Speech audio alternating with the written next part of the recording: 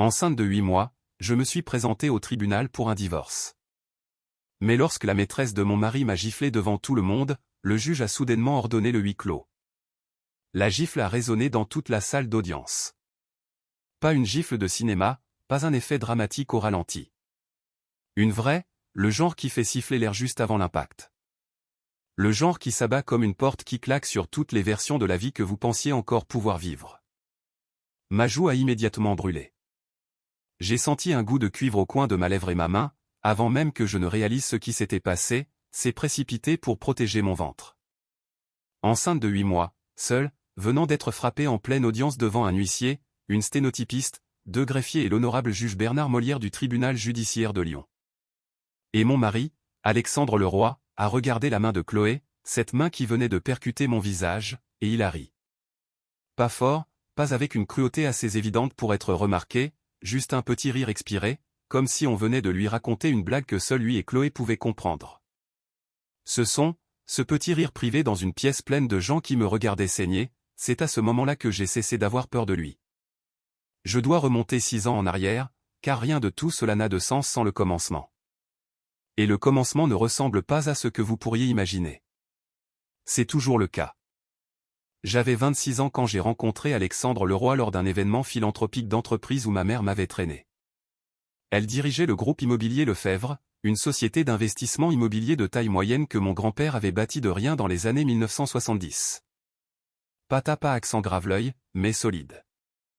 Le genre d'entreprise qui possède 12 immeubles dans la banlieue lyonnaise et une poignée de beaux commerciaux, et qui participe aux réunions de quartier. Maman voulait que je me fasse des contacts. Moi, je voulais rentrer à la maison et regarder de mauvaises émissions à la télévision. Alexandre avait 41 ans, ce qui me semblait d'une sophistication impossible à l'époque. Il avait le genre de mâchoire et de vocabulaire qui appartiennent aux hommes à qui l'on a dit toute leur vie qu'ils étaient exceptionnels. PDG de Leroy Investissement, siégeant au conseil d'administration de 2 hôpitaux pour enfants, et profilé dans le magazine L'Expansion l'année précédente pour sa philanthropie discrète. J'aurais dû remarquer, même alors, à quel point il aimait ce mot, discrète. Il l'appliquait à tout ce qu'il faisait, comme si une vertu qui n'était pas sous le feu des projecteurs ne comptait presque pas. Nous sommes sortis ensemble pendant 8 mois. Il était charmant et attentionné, de cette manière bien spécifique et calculée qu'il est très difficile de distinguer du véritable amour quand on a 26 ans, que sa mère tombe peu à peu malade, et que le monde semble immense et effrayant. Nous nous sommes mariés en Provence, 70 invités, des fleurs sauvages. Ma mère a dansé. Les signaux d'alarme étaient là, si j'avais su les lire. Il a suggéré très tôt que je devrais prendre du recul par rapport au groupe immobilier Lefebvre. Non pas pour le contrôler, disait-il, mais simplement pour aider ma mère vieillissante avec les tâches administratives. Il présentait cela comme de la bienveillance. Tu es épuisé. Laisse les professionnels s'en charger. Il m'a présenté à un gestionnaire financier nommé Gérard, qui, je le comprends maintenant, était payé par Alexandre. Lorsque ma mère est décédée 18 mois après notre mariage rapidement, impitoyablement, un accident vasculaire cérébral suivi de 2 semaines en soins palliatifs, j'étais tellement vidé par le chagrin que j'ai signé tout ce qu'Alexandre mettait sous mon nez sans le lire. Je pensais signer des papiers de succession. Ce n'était pas le cas. Mais je ne le savais pas encore. Je ne l'apprendrai que 4 ans plus tard. La première fois que j'ai remarqué que quelque chose n'allait vraiment pas. Pas juste du genre, Alexandre est difficile et froid, mais structurellement et légalement mal. C'était il y a 14 mois. J'étais enceinte de 5 mois, notre fille donnait ses premiers vrais coups de pied, et j'essayais de mettre à jour les informations sur les bénéficiaires d'une police d'assurance vie. Le gestionnaire financier, Gérard, avait pris sa retraite. Alexandre l'avait remplacé par quelqu'un que je n'avais jamais rencontré. J'ai appelé le nouveau cabinet pour obtenir des documents de base, et ils m'ont dit très poliment que je ne figurais pas en tant que contact autorisé sur les comptes. Pardon, ai-je dit. Je suis sa femme. Oui, madame.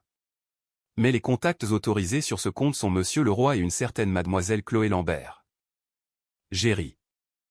J'ai supposé que c'était une erreur administrative. Je me suis répété ça pendant 3 semaines. Puis j'ai trouvé les reçus d'hôtel dans la sacoche de son ordinateur portable. Même pas caché, juste posé là. Un document imprimé et plié. 2 nuits dans un complexe hôtelier à Annecy. des dates qui correspondaient à une conférence à laquelle Alexandre s'était rendu seul. La chambre avait été réservée à son nom et au sien. Je me suis assise sur le sol de la salle de bain pendant un long moment après ça. Ma fille a donné 2 coups de pied, puis s'est calmée. Je ne l'ai pas confrontée immédiatement. Je sais que les gens se demandent toujours pourquoi les victimes ne disent rien, mais j'étais enceinte de 8 mois, financièrement dépendante d'un homme dont le nom figurait sur chaque compte que je croyais partager. Et je venais de découvrir que la femme inscrite comme contact autorisé sur mes propres documents financiers couchait avec mon mari. J'ai appelé ma colocataire d'université, Léa, qui travaillait comme assistante juridique à Toulouse. Léa a dit 3 choses, documente tout. Ne déplace pas d'argent. Prends un avocat spécialiste du divorce immédiatement. J'ai appelé Antoine Delacroix le lendemain matin. Antoine Delacroix pratiquait le droit de la famille depuis 19 ans. Son cabinet dans le Vieux-Lyon était sans glamour, une maison bourgeoise reconvertie avec des meubles dépareillés et une réceptionniste nommée Brigitte, qui avait l'énergie d'une femme qui avait tout vu et qui n'était impressionnée par rien. Il m'a serré la main, m'a regardé par-dessus ses lunettes de lecture et a dit, avant que vous ne me disiez quoi que ce soit, je veux que vous compreniez que votre mari a déjà contacté mon cabinet. Je me suis figé. Il a appelé la semaine dernière, a dit Antoine. Il a dit qu'il envisageait une procédure de divorce et s'est renseigné sur notre disponibilité. Il était, je crois, en train de faire le tour des avocats qui pourraient le représenter ou qu'il pourrait empêcher de vous représenter. Peut-il faire ça? Antoine a eu un mince sourire. Il a essayé. Nous avons fait une vérification des conflits d'intérêts ce matin avant votre rendez-vous. Vous nous avez contacté en premier. Officiellement, vous êtes ma cliente. C'est à ce moment-là que j'ai compris l'ampleur de ce à quoi j'avais affaire. Alexandre ne s'était pas contenté de me tromper. Il avait planifié. Il avait commencé à construire l'architecture de ce divorce avant même que je ne sache que notre mariage touchait à sa fin. Antoine a commencé à éplucher les dossiers. Cela lui a pris 2 mois, une experte comptable judiciaire nommée Valérie Moreau, et 3 réquisitions judiciaires. Ce qu'ils ont trouvé m'a fait trembler les mains pendant des jours. Le groupe immobilier Lefebvre, l'entreprise de ma mère, mon héritage, ce que mon grand-père avait mis 40 ans à construire avec sa vie, avait été transféré via un document frauduleux portant ma signature vers une société écran appelée Apex Lefebvre Holdings SARL, enregistrée au Luxembourg. Seul gérant, Alexandre Jean Leroy. La signature sur le document de transfert était datée de 11 jours après l'enterrement de ma mère. Ce n'est pas ma signature, ai-je dit à Antoine. Il a hoché la tête. Il le savait déjà. Il avait engagé une graphologue, le docteur Béatrice Renaud, qui comparait des signatures depuis 22 ans. Et le docteur Renaud avait déjà soumis un rapport de 12 pages, concluant que la signature était un faux par décalque. Il a volé l'entreprise de ma mère, ai-je dit. Oui, a répondu Antoine. Il n'a pas cherché à adoucir la vérité. Et nous allons la récupérer. L'audience était programmée pour un jeudi d'octobre. J'étais enceinte de 34 semaines. Mes chevilles avaient la taille de melon, et j'avais développé cette fatigue spécifique qui ne vient pas de l'effort physique, mais d'une peur soutenue, écrasante. La veille au soir, Antoine m'a appelé à 21h47. Il faut que vous m'écoutiez attentivement, a-t-il dit. L'équipe juridique d'Alexandre a déposé une requête à minuit. Il invoque un conflit d'emploi du temps avec leur avocat principal. Le greffe l'a accepté. Ils ont chamboulé l'ordre du jour. Qu'est-ce que ça veut dire? Ça veut dire que votre audience est maintenue, mais que je risque de ne pas pouvoir arriver à temps. Ils vont plaider la confusion procédurale. C'est une tactique pour gagner du temps. Puis-je repousser? Antoine est resté silencieux un instant. Juliette, si vous repoussez, Alexandre s'en servira. Il a déjà déposé une motion suggérant que vous êtes émotionnellement instable et inapte. Il a 3 témoins prêts à témoigner en ce sens. Si vous ne vous présentez pas, c'est lui qui gagne le récit. J'y serai. Je suis resté éveillé jusqu'à 3h12 du matin, la main sur mon ventre. Ma fille roulait et bougeait, faisant ce que font les bébés dans les heures sombres avant que tout ne bascule. J'ai porté ma robe bleu marine pour aller au tribunal, celle qui m'allait encore. J'ai mis les boucles d'oreilles en perles de ma grand-mère parce que j'avais besoin de sentir que quelqu'un de redoutable me soutenait, même symboliquement. J'ai conduit moi-même jusqu'au tribunal judiciaire et je me suis assise dans la salle d'audience numéro 7 à 8h45. la chaise d'Antoine était vide. Alexandre est arrivé à 9h02 avec une équipe de 3 avocats et Chloé Lambert à son bras.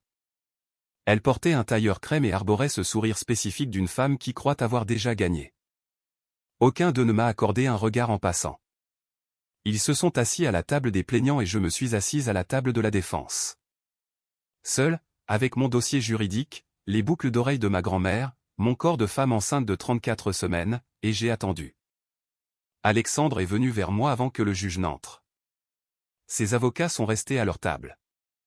Il s'est légèrement accroupi, ce qui était une simulation de décontraction, car Alexandre n'était pas un homme décontracté, et a posé sa main sur le dossier de ma chaise. « Signe l'accord », a-t-il dit doucement. Costume anthracite, regard froid, la même eau de Cologne qu'il portait le jour de notre mariage. Pars avec le peu de dignité qu'il te reste. Je ne demande rien de déraisonnable, ai-je répondu. Ma voix était posée. J'en étais fier. Une pension alimentaire de base, ma part des biens matrimoniaux, une couverture médicale jusqu'à l'accouchement. C'est tout. Derrière lui, Chloé a émis un petit bruit. L'équité, a-t-elle dit assez fort pour que deux greffiers lèvent la tête. Tu as piégé un homme de succès avec une grossesse et maintenant tu veux de l'équité. Je me suis tourné et je l'ai regardé droit dans les yeux. Ne parle pas de mon enfant. Son sourire a disparu si vite que c'en était presque clinique, comme une lumière qu'on éteint, et puis sa main a bougé. Je l'ai vue dans la demi-seconde avant qu'elle n'atterrisse. J'ai vu l'intention dans son épaule, dans la rotation de son poignet, et je n'ai pas pu bouger assez vite. La gifle a percuté ma joue gauche de plein fouet. Le son a rebondi sur chaque mur. La sténotypiste a poussé un petit cri étouffé. L'huissier s'est levé. J'ai senti le goût du sang. Ma main a cherché mon ventre, pas mon visage. Alexandre a dit, c'est exactement l'instabilité dont j'ai averti tout le monde. Mon instabilité. J'étais la femme enceinte assise seule à une table avec la lèvre en sang, et il décrivait mon instabilité. J'ai baissé les yeux sur mes mains tremblantes. Puis j'ai levé les yeux et j'ai vu le juge Bernard Molière. Il n'avait pas bougé. Il n'avait pas attrapé son marteau, ni ses notes, ni quoi que ce soit de procédural. Il était complètement immobile sur son siège, ses documents oubliés, me regardant fixement avec une expression que je n'avais jamais vue sur le visage d'un juge auparavant. Ce n'était pas de la neutralité. Ce n'était pas la vacuité bureaucratique calculée que les juges cultivent comme un outil professionnel. C'était quelque chose de plus ancien, de plus dur, et de beaucoup plus dangereux. Il ressemblait, l'espace d'un instant, à un homme qui avait vu quelque chose qu'il ne pouvait oublier et qui avait pris une décision à ce sujet. « Huissier » a-t-il dit, sa voix ayant la même température qu'une pièce scellée en plein hiver. « Verrouillez les portes. » Huis clos. Les lourdes portes se sont refermées avec un bruit qui ressemblait à la fin de quelque chose. Je veux décrire ce que l'on ressent quand l'équilibre du pouvoir bascule dans une pièce. Ça ne ressemble pas à une victoire. Pas au début.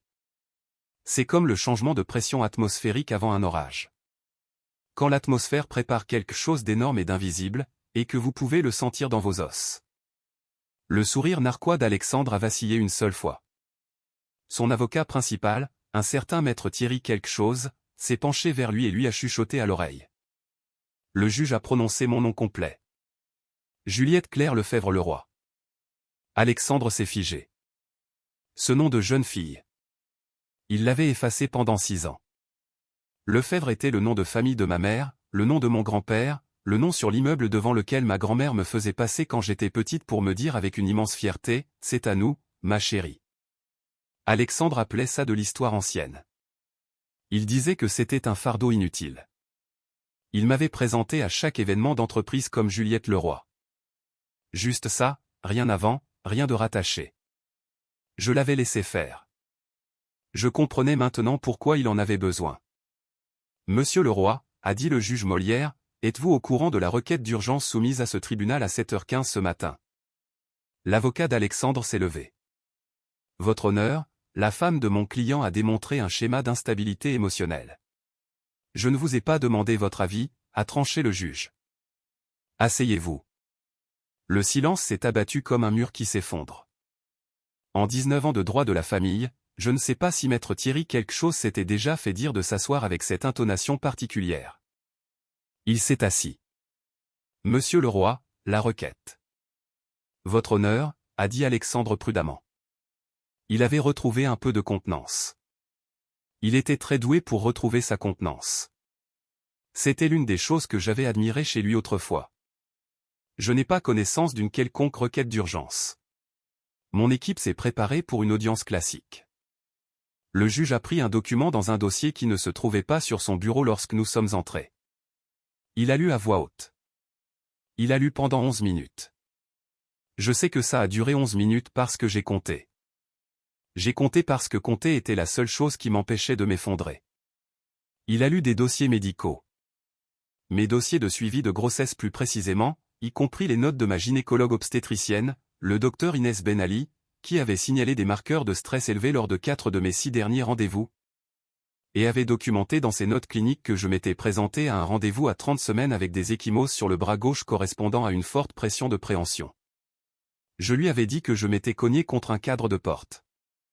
Elle avait écrit « Récit de la patiente incohérent avec le profil de la blessure, possible contexte de violence psychologique ou physique domestique, à surveiller ». Il a lu des relevés bancaires. Une analyse judiciaire de Valérie Moreau, experte comptable avec 19 ans d'expérience, montrant le transfert systématique d'actifs depuis des comptes conjoints vers des comptes d'entreprise contrôlés par Apex Lefebvre Holdings SARL, a commencé le jour de l'enterrement de ma mère. Il a lu des documents de transfert de société avec une annotation surlignée du docteur Béatrice Renaud, graphologue, signature sur le document daté du 14 novembre incohérente avec les modèles connus du sujet. Probabilité de falsification, 96,3%. Il a lu une déclaration sous serment. Celle d'Antoine. Il ne m'avait pas abandonné. Il avait construit quelque chose qu'Alexandre ne pouvait pas atteindre. Il avait déposé la requête d'urgence à 7h15 du matin avant l'ouverture du tribunal. Avant que l'équipe d'Alexandre ne puisse réagir, avant que l'ordre du jour chamboulé ne leur donne une prise procédurale. Gel des avoirs, demandé. Ordonnance de protection, demandé. Renvoi pour enquête pour fraude à la section financière du parquet de Lyon, demandé. Puis le juge a reposé le document, a retiré ses lunettes et a prononcé les mots qui ont glacé le sang dans mes veines. Groupe Immobilier Lefebvre. Le nom de mon grand-père, l'entreprise de ma mère. La chose qu'Alexandre m'avait décrite comme étant sans valeur, irrécupérable, qu'il ne valait pas la peine de conserver. Juste avant de falsifier ma signature et de la mettre dans sa poche. Avez-vous présenté des documents de transfert frauduleux concernant cette plaignante, a demandé le juge en regardant Alexandre droit dans les yeux, déplaçant son héritage vers une société écran sous votre contrôle exclusif? Maître Thierry quelque chose a attrapé le bras d'Alexandre. Trop tard. Le visage d'Alexandre était une chose complexe à observer. C'était un homme qui avait passé sa vie entière à contrôler le récit, et le récit quittait la pièce sans lui. Le visage de Chloé était devenu gris. Elle fixait les portes verrouillées comme si elle calculait la distance pour les atteindre. Le juge a continué sa lecture. Des SMS récupérés d'une sauvegarde de téléphone.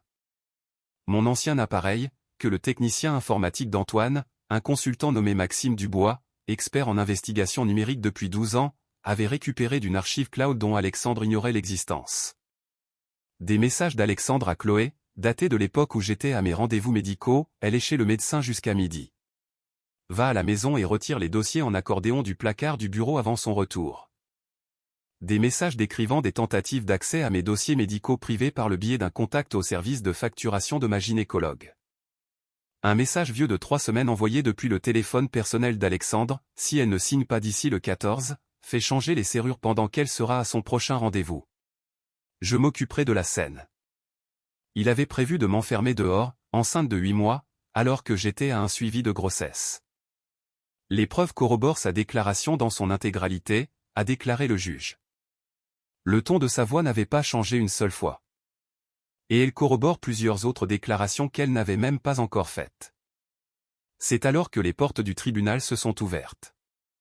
Antoine Delacroix est entré, ayant l'air d'avoir survécu à une guerre au cours des 3 dernières heures, ce qui, comme je l'ai appris plus tard, était essentiellement le cas. Sa cravate était de travers. Une ecchymose se formait sur sa mâchoire gauche. Son téléphone avait disparu. Quelqu'un le lui avait pris dans la poche dans le parking souterrain. Ce n'était pas un hasard. Les hommes d'Alexandre savaient exactement quel parking Antoine utilisait. Ils avaient posté quelqu'un pour surveiller. Antoine s'est approché de ma table, a posé un nouveau dossier et s'est assis à côté de moi. Il a regardé mon visage, ma joue, le coin fendu de ma lèvre, et quelque chose dans son expression est devenu très calme. « Je suis désolé de mon retard », a-t-il dit. « Vous êtes exactement à l'heure », ai-je répondu. Le juge avait observé tout cela sans faire de commentaire. Il a ensuite regardé Chloé Lambert, qui était toujours assise à la table des plaignants, son tailleur crème ressemblant soudain à un costume pour la mauvaise pièce de théâtre. « Mademoiselle Lambert, a-t-il dit, vous n'êtes pas partie à cette procédure. Vous avez frappé une personne protégée dans ma salle d'audience. Vous serez retenue en attendant une décision pour outrage à magistrat et, séparément, vous ferez l'objet d'un signalement au procureur de la République concernant l'agression d'une femme enceinte. » Chloé a ouvert la bouche. « Vous avez le droit de garder le silence, » a ajouté le juge. « Je vous le recommande fortement. » Elle est restée silencieuse. L'atmosphère de la pièce était différente maintenant, comme si la marée s'était retirée sur quelque chose d'immense, ne laissant sur le rivage que la stricte vérité de la situation. Un par un, le juge est passé au travers des requêtes. Ordonnance de protection accordée, avec effet immédiat, me couvrant, ainsi que ma fille à naître et ma résidence principale. Le domicile conjugal a été transféré en ma possession exclusive en attendant le jugement de divorce définitif. Alexandre a reçu l'ordre de quitter les lieux avant 17 h le soir même. Assurance médicale, Alexandre a été sommé de rétablir ma mutuelle, que son avocat avait discrètement annulée 2 mois auparavant, sous 24 heures. Le juge a noté qu'annuler la couverture santé d'une femme enceinte constituait une catégorie spécifique de responsabilité pénale potentielle, et il l'a dit clairement. Chaque compte associé au nom d'Alexandre contenant des actifs jugés ultérieurement comme ayant été transférés frauduleusement, gelés dans l'attente de l'enquête. Le groupe immobilier Lefebvre placé sous administration judiciaire dans l'attente de l'enquête pour fraude, avec ma demande de restitution complète de la propriété inscrite au dossier. Alexandre s'est opposé à chacune des décisions. Il s'est opposé avec éloquence. Il s'est opposé sur la procédure. Il s'est opposé personnellement. À un moment donné, il s'est opposé avec le ton indigné et spécifique d'un homme à qui on n'avait jamais dit, en 47 ans de vie, qu'il ne pouvait pas simplement avoir ce qu'il voulait. Il a perdu à chaque fois. Son avocat a cessé de s'y opposer après le 3e échec. Les avocats savent quand la tendance s'est inversée dans une salle. Maître Thierry quelque chose fréquentait les tribunaux depuis longtemps. Lui aussi pouvait le sentir. À un moment, Alexandre s'est penché vers moi au-dessus de la table. Une erreur. Une erreur stupide et arrogante à la Alexandre Leroy. Tu vas le regretter, a-t-il dit d'une voix assez basse pour qu'elle ne soit manifestement destinée qu'à moi. Je vais m'assurer que tu regrettes. Monsieur Leroy. La voix du juge était un mur. Vous venez de menacer une personne protégée à l'intérieur de ma salle d'audience, devant cette cour. Alors que cette procédure est transcrite dans son intégralité. Alexandre a levé les yeux. Elle n'est pas simplement votre femme, a déclaré le juge Molière. C'est une citoyenne de ce pays, une patiente sous suivi médical actif, et un individu sous la protection de ce tribunal. La prochaine fois que vous vous adresserez à elle dans cette pièce, ce sera en passant par mon objection personnelle. Alexandre a fermé la bouche. Pour la première fois en 6 ans, il n'avait rien à dire. Le marteau a retenti. Je me suis levé lentement, parce que se lever rapidement n'était pas quelque chose que mon corps pouvait faire à 34 semaines. Mes jambes me portaient à peine, non pas par peur, mais par cet épuisement spécifique de quelqu'un qui a fonctionné à l'adrénaline pendant si longtemps que l'absence de menace donne l'impression d'être face à un vide. Antoine m'a soutenu par le bras. Il n'a rien dit. Il n'en avait pas besoin. J'ai regardé Alexandre. Il était penché au-dessus de la table, parlant à son avocat d'une voix basse et rapide, ou du moins il essayait. Maître Thierry lisait quelque chose, un document que son propre jeune collaborateur venait de lui remettre, le regardant avec l'expression d'un homme qui a marché sur un clou et qui n'a pas encore décidé s'il devait l'enlever. Alexandre lui a arraché le document. Il l'a lu. La couleur a quitté son visage si complètement que cela en paraissait presque clinique. Ses mains qui avaient toujours été parfaitement stables, qui avaient signé des chèques, serré d'autres mains et tenu des coupes de champagne avec l'aisance calculée d'un homme qui contrôlait chaque pièce où il entrait. Ses mains tremblaient. Il a levé les yeux vers moi, et pour la première fois en 6 ans, Alexandre Leroy avait l'air sincèrement, authentiquement terrifié. Pas par les conséquences dans l'abstrait, mais par moi, spécifiquement. Par ce que j'avais fait, par ce que j'avais discrètement assemblé pendant qu'il était occupé à être certain qu'il avait déjà gagné. Qu'est-ce que c'est que ça, a-t-il chuchoté. Je veux être honnête sur ce que j'ai ressenti à ce moment-là. J'aimerais dire que j'ai ressenti un triomphe, du soulagement, ou cette vindicte spécifique qu'Internet aime imaginer que les survivants ressentent. J'ai fini par ressentir ces choses, avec le temps. Mais à cet instant précis, en regardant son visage gris et ses mains tremblantes, j'ai ressenti quelque chose de beaucoup plus calme. J'ai senti que j'en avais fini. 6 ans, l'entreprise de ma mère, les premiers mois de ma fille dans mon corps, ma lèvre fendue, les boucles d'oreilles en perles de ma grand-mère, que j'avais portées comme une armure. J'ai senti que j'en avais terminé avec tout cela. C'est la version corrigée de l'histoire, ai-je dit. La vraie version de tout. J'ai ramassé mon dossier. J'ai ajusté les boucles d'oreilles de ma grand-mère. Et je suis sorti de la salle d'audience numéro 7, pendant que mon mari restait planté là, tenant les preuves de tout ce qu'il avait fait, et subissant de plein fouet le poids de ce que cela allait lui coûter. Je devrais vous dire ce qu'était ce document, car vous méritez de le savoir. L'équipe d'investigation d'Antoine, dans les 2 mois précédant l'audience, avait fait quelque chose qu'Alexandre n'avait pas anticipé. Ils avaient retrouvé Gérard.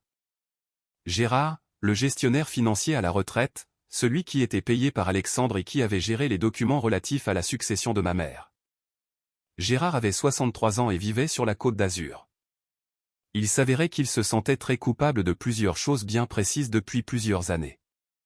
Lorsque l'enquêteur d'Antoine l'a retrouvé et lui a exposé les risques pénaux potentiels aux complicités d'escroquerie, complot en vue de commettre un faux, abus de confiance, Gérard avait décidé que la loyauté envers Alexandre Leroy ne valait pas une lourde condamnation pénale. Gérard avait gardé des dossiers, les vrais dossiers. Une documentation parallèle de chaque transaction, de chaque transfert, de chaque instruction qu'Alexandre lui avait donnée autour de la mort de ma mère. Il les avait gardés, a-t-il expliqué à l'enquêteur d'Antoine, parce qu'il était le genre d'homme qui a toujours besoin d'une porte de sortie. Même s'il espérait ne jamais avoir à s'en servir, il en avait besoin. Le document qu'Alexandre tenait dans la salle d'audience était la déclaration sous serment complète et signée par Gérard, 41 pages avec pièces jointes, remise au dossier du tribunal ce matin-là. Elle couvrait tout, le faux transfert, la société écran, les instructions qu'Alexandre avait données à Gérard concernant le calendrier des documents pour que ça coïncide avec mon deuil. Un email spécifique, daté de 2 jours après l'enterrement de ma mère, dans lequel Alexandre écrivait « Elle ne lira rien attentivement pendant au moins 1 mois. » Avancé. Cet email allait plus tard devenir la pièce à conviction principale dans l'enquête du parquet.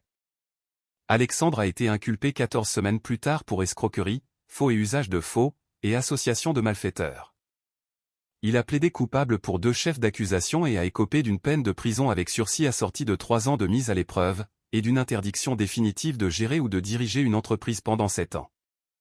Le groupe immobilier Lefebvre m'a été restitué dans son intégralité, les immeubles que mon grand-père avait construits, les baux commerciaux, les rapports trimestriels que ma mère rapportait à la table de la cuisine, tout est revenu à mon nom.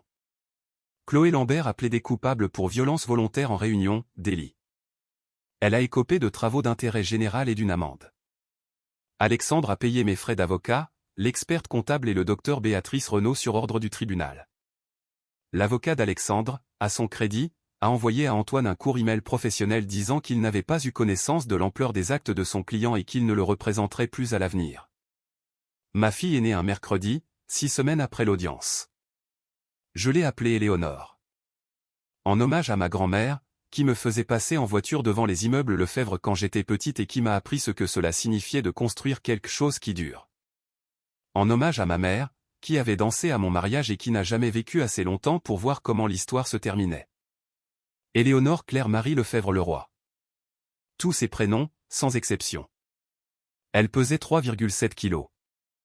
Et elle m'a regardé dans la salle d'accouchement avec cette expression ancienne et spécifique qu'ont les nouveau-nés. Celle qui donne l'impression qu'ils arrivent d'un endroit immense et qu'ils sont en train de décider quoi faire de ce nouveau monde. Léa était là. Antoine avait envoyé des fleurs. Le docteur Ben Ali qui avait écrit « Possible contexte de violence » dans ses notes et qui n'avait jamais cessé d'observer, qui avait discrètement photocopié chaque document pertinent lorsque le cabinet d'Antoine avait fait la demande et passé pendant sa pause et a tenu Éléonore dans ses bras. pendant 7 minutes. Je l'ai regardé tenir ma fille, et j'ai pensé à toutes ces personnes qui avaient simplement fait leur travail, ce qui était aussi une autre façon de dire qu'elles m'avaient simplement vu. Gérard avec ses dossiers parallèles. Le docteur Ben Ali avec ses notes minutieuses. Antoine avec une ecchymose sur la mâchoire, entrant dans une salle d'audience à huis clos exactement au moment où il devait y être. La justice, il s'avère, ce n'est pas juste un coup de marteau dramatique. C'est une centaine de petits actes de documentation entre les mains de personnes qui refusent de détourner le regard. Cela fait 8 mois qu'Éléonore est née. Elle apprend à s'asseoir. Elle a des opinions bien arrêtées sur les bananes et un attachement profond pour un ours en peluche nommé, par son propre décret, Bah. Je vais dans les bureaux du groupe immobilier Lefebvre 2 fois par semaine. Nous rénovons le bâtiment de la banlieue lyonnaise, nouvelles fenêtres, appartements modernisés, le genre de travaux qui coûtent de l'argent à court terme mais qui durent 30 ans. Mon grand-père aurait approuvé.